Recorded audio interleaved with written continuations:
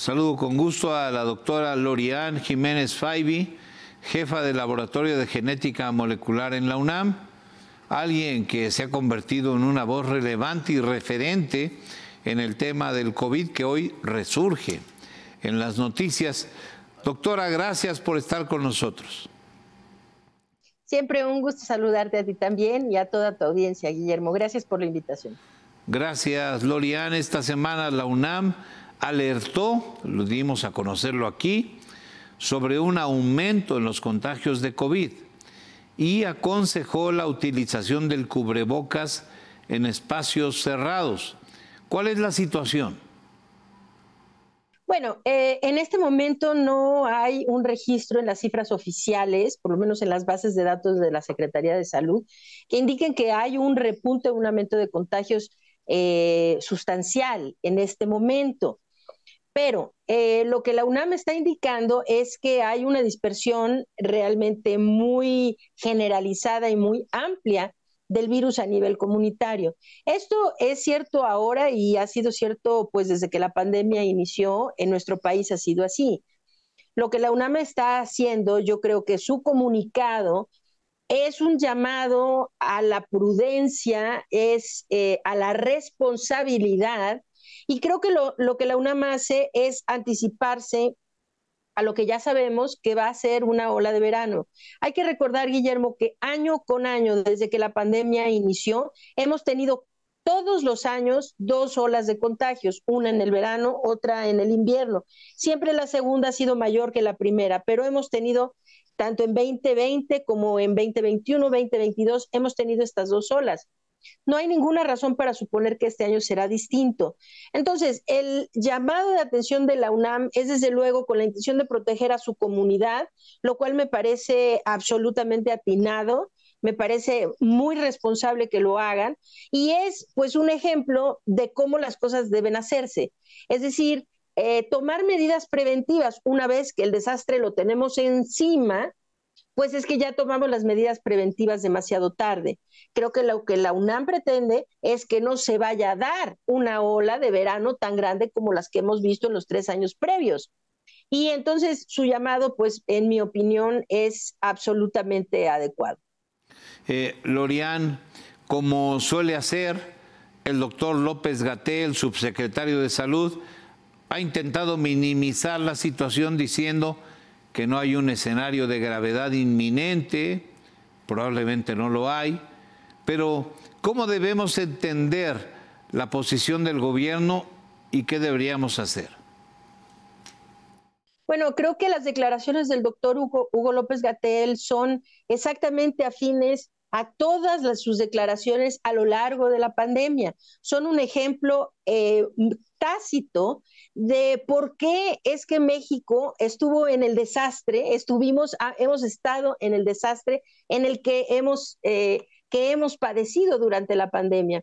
Porque lo que dijo el doctor López-Gatell es ahorita no hay un problema. Cuando haya un problema, entonces vamos a empezar a vacunar. Cuando haya un problema, entonces daremos instrucciones de que se tomen otras medidas preventivas o medidas preventivas, punto, ¿no? Pero el detalle es, una vez que se tiene el desastre encima, pues ya ha sido demasiado tarde. La actitud de la UNAM, porque la UNAM, como nuestra máxima casa de estudios, y yo siendo parte de esa comunidad, me siento muy orgullosa de que la UNAM haya tomado este paso, que es de adelantarse a lo que ya podemos prever que va a ocurrir, para evitar que el desastre ocurra.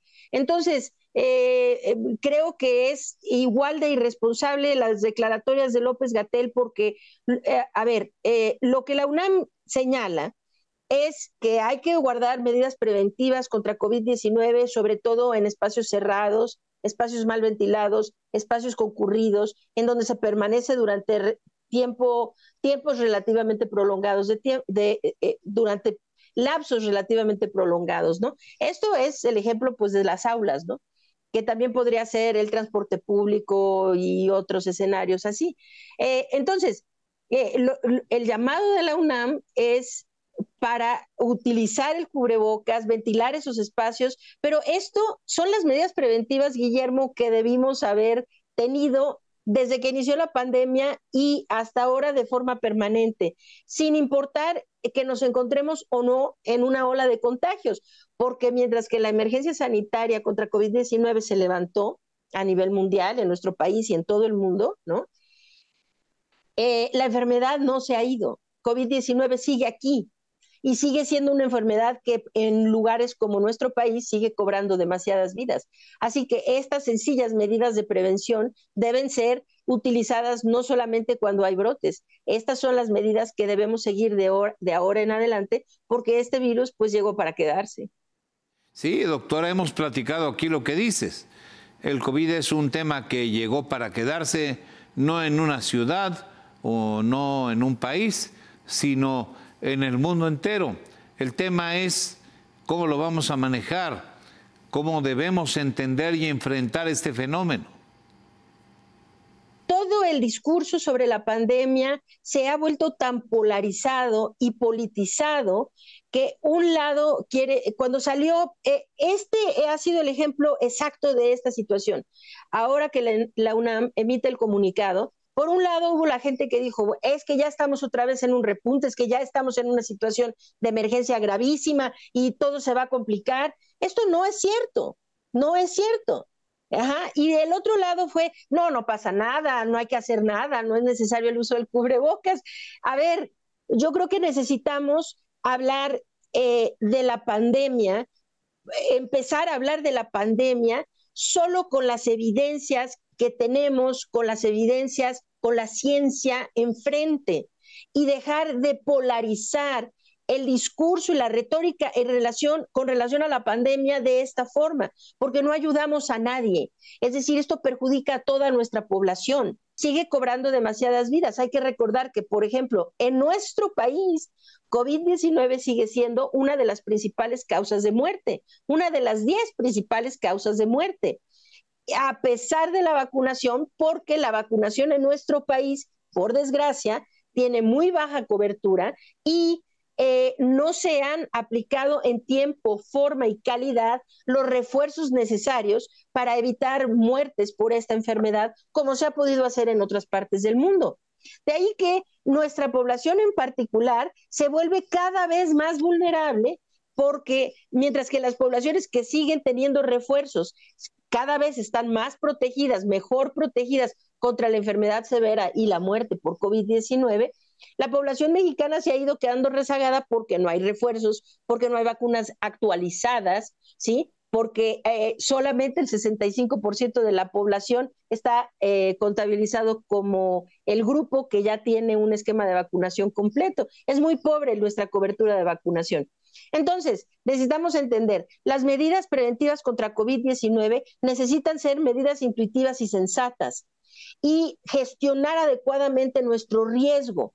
Sigue siendo indispensable protegernos contra el contagio de COVID-19, porque esta sigue siendo una enfermedad potencialmente letal. Y entonces, pues hay medidas, como no es necesario actualmente, portar un cubrebocas 24 horas al día bajo cualquier circunstancia durante todas nuestras actividades. Pero sin duda sigue siendo muy necesario portar un cubrebocas en condiciones de alto riesgo, cuando se dan situaciones de alto riesgo. ¿Como cuáles? Como estar en lugares cerrados, particularmente cuando estos lugares tienen poca ventilación, ¿sí? Y más aún si vamos a permanecer en esos lugares por periodos prolongados, y más todavía si esos lugares están, entre más alta sea la densidad de personas en esos espacios. Entonces, el uso de cubrebocas bajo condiciones en escenarios de alto riesgo, la ventilación adecuada de los espacios cerrados, estas siguen siendo medidas absolutamente indispensables para prevenir los contagios de COVID-19 y no deben ser dependientes de que la UNAM o alguien emita un comunicado o que el doctor López-Gatell tenga bien decir o no tales o cuales cosas. Es decir, esta enfermedad está aquí, sigue cobrando demasiadas vidas, no es una enfermedad que podamos tomar a la ligera y entonces necesitamos cuidarnos, cuidar a nosotros mismos y cuidar a otras poblaciones vulnerables de la infección. Y estas son las medidas que necesitamos tener en consideración para lograrlo. No puedo estar más de acuerdo contigo, doctora Lorian Jiménez Faibi. Un tema que me parece sumamente delicado, ya lo referías, es el de las vacunas. El presidente dijo esta semana que están libremente a disposición de la población las vacunas de los diferentes laboratorios, lo cual no es cierto. Dijo también que está lista la vacuna patria para aplicarse abiertamente a la población. Te pregunto, en materia de vacunación, ¿en dónde estamos parados? Bueno, la vacunación, la campaña de vacunación contra COVID-19 en México ha sido uno de los más grandes desastres de la gestión de la pandemia en general. Los últimos datos del INEGI reflejan que en 2022 COVID-19 fue la sexta causa de muerte a nivel nacional, representando la séptima en hombres y la quinta en mujeres. Es la razón de esto, la razón por la que COVID-19 sigue siendo una de las principales causas de muerte en México, es por la fatídica estrategia de vacunación contra COVID-19. Y lo que dijo el señor presidente es nada más ni nada menos que una mentira. En este país no hay vacunas contra COVID-19. El gobierno dejó de comprar vacunas. No hay Pfizer, no hay Moderna, no hay... Es decir, todas esas eran vacunas de primera generación. Ahorita explico eso, pero en este país hay solamente disponibles las vacunas cubanas. La vacuna patria todavía no está disponible. No está disponible ninguna vacuna más que la vacuna Abdala cubana, ¿sí? Y eso es un misterio en dónde sí está disponible y en dónde no. Y a quién sí se le permite vacunarse y a quién no. Es decir, en este país no podemos ir a comprar una vacuna y comprar la que mejor nos plazca. En este país todo está centralizado a nivel federal y las decisiones que toma en conjunto el doctor López-Gatell con el presidente de la República son las que determinan qué disponibilidad de vacunas hay en este país.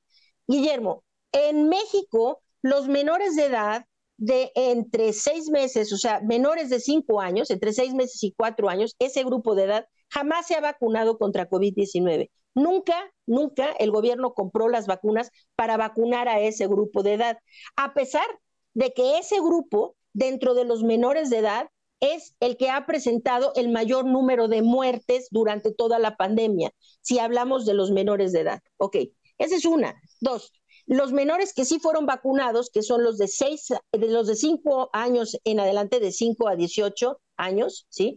Esos menores de edad nunca han recibido refuerzos. Los adultos jóvenes no han recibido refuerzos. Los adultos mayores han recibido parcialmente refuerzos y la mayoría de estos refuerzos han sido con esa vacuna cubana que no está aprobada por la Organización Mundial de la Salud y que además de todo es una vacuna de primera generación. Aquí un paréntesis, Guillermo, porque todas las vacunas que se aplicaron en la primera parte de la pandemia hoy son consideradas como vacunas de primera generación. Estas, todas ellas, independientemente de que sea, de dónde se hayan fabricado, de dónde provengan, o qué plataformas utilicen, independientemente si son RNA mensajero o vectores virales o vacunas de virus inactivado, etcétera.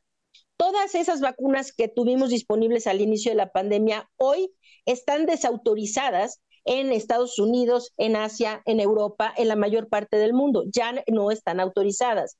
La razón es porque las vacunas de primera generación todas fueron diseñadas contra el virus ancestral, es decir, contra el virus original, el virus que salió de Wuhan, China. Ahora sabemos, el virus ha ido evolucionando de una forma muy vertiginosa y muy radical, de tal suerte que se necesitan otro tipo de vacunas porque estas han perdido su eficacia. Entonces, vienen las de segunda generación, que han sido las vacunas bivalentes, se les conoce como vacunas bivalentes, que Pfizer y Moderna tuvieron sus versiones de vacunas bivalentes. México nunca compró vacunas de segunda generación. Entonces, en otras partes del mundo sí se aplicaron. Ahora, se hace el anuncio que ya estarán disponibles vacunas de tercera generación. Las de segunda generación eran bivalentes contra el virus original y contra la variante Omicron, contra las, vamos a decir, las versiones iniciales originales de la variante Omicron. Ahora las de tercera generación que van a estar disponibles a partir de septiembre próximo, este septiembre, ¿sí? Son vacunas monovalentes que están diseñadas contra el virus que hoy circula, que es la modalidad XBB, es una subvariante, la XBB de Omicron. Entonces, aquí se habla, ahora se acaba de aprobar la vacuna soberana de cubana, ¿no? Para que los menores de edad se vacunen. Esa es una vacuna de primera generación. La vacuna Abdala, que se está administrando como refuerzo en este país, es primera generación. Y tristemente, la vacuna Patria, que no sabemos si llegará o no llegará, pero se ha prometido que va a llegar entre septiembre y diciembre de este año, la vacuna Patria también es una vacuna de primera generación. Entonces, vamos, ahora sí, que ya más de 2 años atrasados en la vacunación, mientras que en el mundo la gente obtuvo sus refuerzos en tiempo y forma de vacunas de segunda generación y ahora van a obtener antes de la ola que podemos prever a finales de año, en diciembre, las de tercera generación. Aquí los mexicanos tendremos, si bien nos va, un par de vacunas cubanas y una vacuna supuestamente mexicana, todas de primera generación. Es decir, pues es un desastre, no sé de qué otra manera decirlo con claridad. Es un desastre lo que se ha hecho de la campaña de vacunación contra COVID-19 en este país. Estamos en el hoyo, doctora, con vacunas de primera generación cuando el mundo transita, como dices, con vacunas de segunda y tercera generación contra el COVID. Nosotros no solo estamos enfrentando más contagios, sino que además lo hacemos como en la edad de piedra, con un martillito y una piedra en vez de estar donde esté el resto del mundo. Doctora Lorian Jiménez Faibi, agradezco como siempre tu franqueza, tu elocuencia y tu presencia en el programa. Con todo gusto, Guillermo, como siempre, un placer estar en tu programa.